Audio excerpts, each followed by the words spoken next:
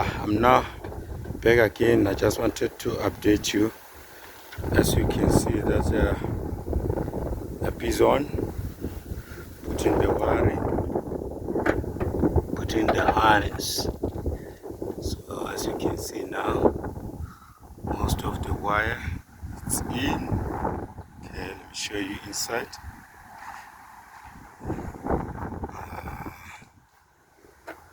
Now this is an update. As you can see, try to run it.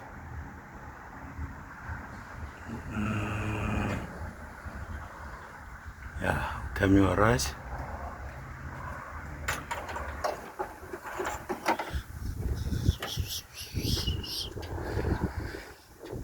This is the same car that you're busy working on. So on the left rear, put the light also. This one we didn't put was the harness. We didn't even put the harness. So once we fit the harness, also put the light back. As you can see. Yeah, so he's working on it, but we are winning.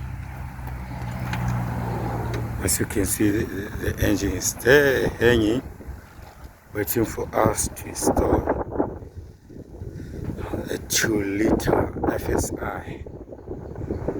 As you can see, put it at workshop. It's a 2-liter FSI. The gearbox fitted.